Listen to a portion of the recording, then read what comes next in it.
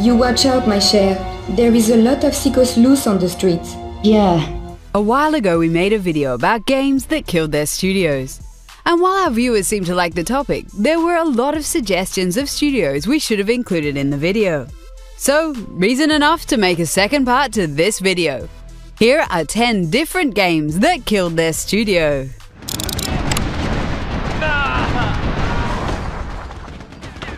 Oh, Pandemic Studios, where to begin with this one? Pandemic created a bunch of great games that we miss a lot these days. Games like Mercenaries, Full Spectrum Warrior, the real Star Wars Battlefront games, and Destroy All Humans. However, their last game, The Saboteur, didn't fare so well, and the sales numbers were horrible. At the time of closure, the studio was also developing a Dark Knight movie tie-in video game, which was cancelled because of certain deadlines that were missed. There were also plans for a third Mercenaries game, but for now it seems that we might never see a decent follow-up, which is a big shame. We miss you, Pandemic. That's it! They're running and fleeing in terror. One evacuated Spanish villa secured. Contract complete.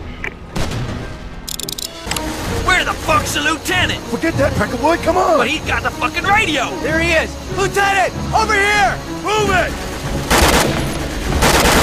Pivotal Games is known for the Conflict series, but they also developed a video game adaptation of the classic Great Escape film.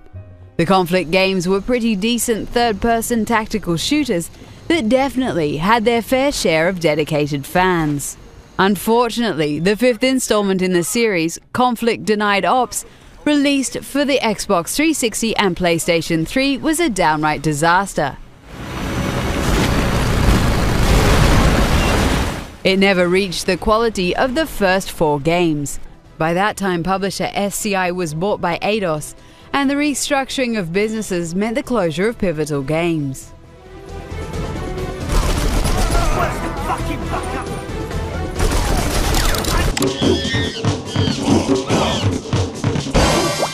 Swingin' Ape Studios developed only one game, Metal Arms Glitch in the System for GameCube, Xbox and PlayStation 2. The game was an impressive cult hit, and Swingin' Ape was trusted with the development of StarCraft Ghost.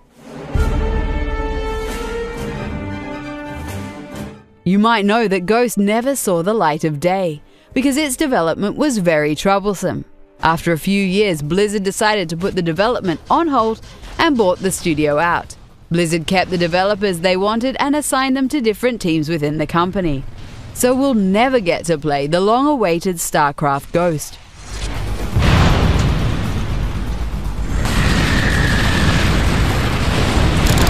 The future says you die. But I am dead. As are you. The Canadian video game developer Silicon Knights used to be a great studio responsible for many classics. Games like Blood Omen, Legacy of Kain, Eternal Darkness, and the Metal Gear Solid remake for GameCube. However, the next project, Too Human, took ages to develop and wasn't that much of a success. Their last game, X-Men Destiny, was also a huge disappointment because it was such a boring piece of crap. I know you'll make the right decision.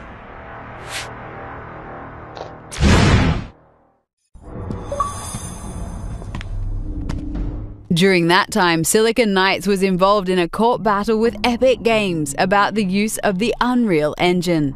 They claimed that Silicon Knights didn't pay the royalties for it. It even resulted in recalling copies of all their games from stores. Such a sad downfall of a once great studio.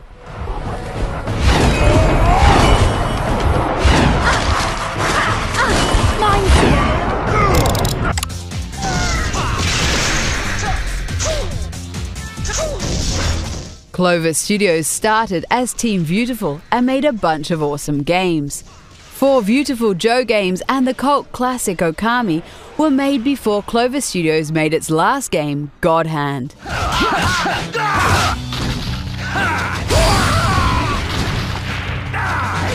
God Hand wasn't a bad game, but it had a pretty hard time finding its crowd. The game just didn't sell. And the other games developed by the studio also didn't have remarkable sales numbers. This resulted in Capcom, who practically owned the studio, dissolving Clover into nothingness. Many of the studio's talented developers joined Ignition Entertainment, Platinum Games, and Tango Gameworks. So luckily, the spirit of Clover Games lives on. Head to the go-go, baby! What do we have here? Another scrumptious young plaything straight out of life and into my club?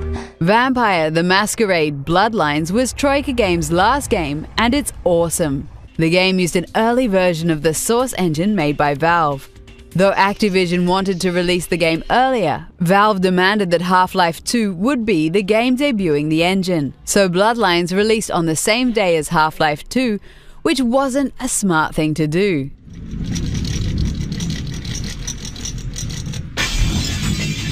The game was a critical success, but it didn't sell a lot of copies.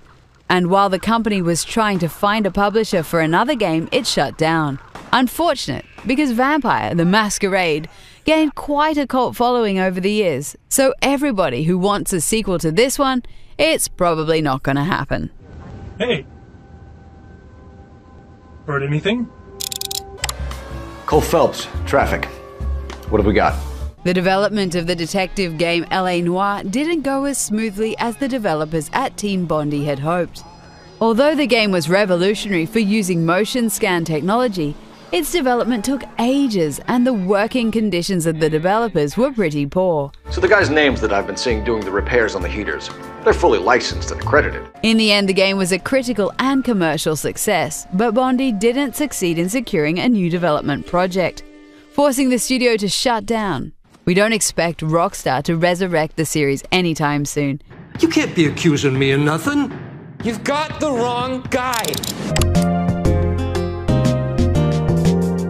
Sing was a small Japanese studio that had a quite close relationship with Nintendo. It developed a few great point-and-click games like Another Code, Glass Rose, and Hotel Dusk Room 215. They also made the brilliant Little King's Story for Wii.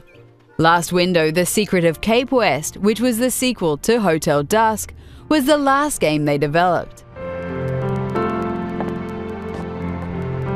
After that, the studio filed for bankruptcy in 2010 due to its financial problems.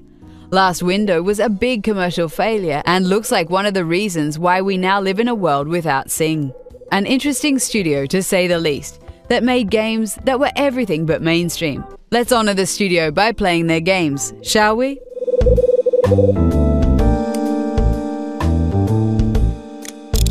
Close all exits. Back in the Dreamcast era, Sega tried to make their own Metal Gear Solid in the form of Headhunter. However, the Dreamcast was dying and Sega decided to release the game only in Europe. A PS2 port followed that did make it into the States. The success of this game ultimately sparked interest for a sequel on the Xbox and PS2, which was released in 2002. Headhunter Redemption wasn't a commercial success, and this meant the end of Amuse, the Swedish studio behind it. It's unfortunate because both games, especially the first one, were a blast to play. We'll never know what games the studio could have made after these two, and that's a pity. Wade, we're kind of busy here. I know. I need a route into the mall, Chief. Forget it.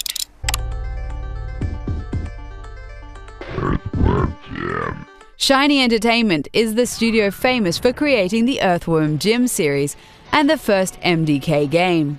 Earthworm Jim even got its own animated TV show, which was great back in the day. But the studio is also infamous for crappy games like Enter the Matrix and The Golden Compass.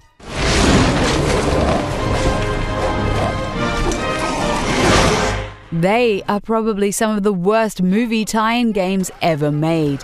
But that didn't stop Foundation 9 from buying the studio. It was merged with The Collective, another mediocre studio, to form Double Helix Games. Under this name, they made a lot of shitty games and a few good ones. Strider and Killer Instinct are still pretty awesome.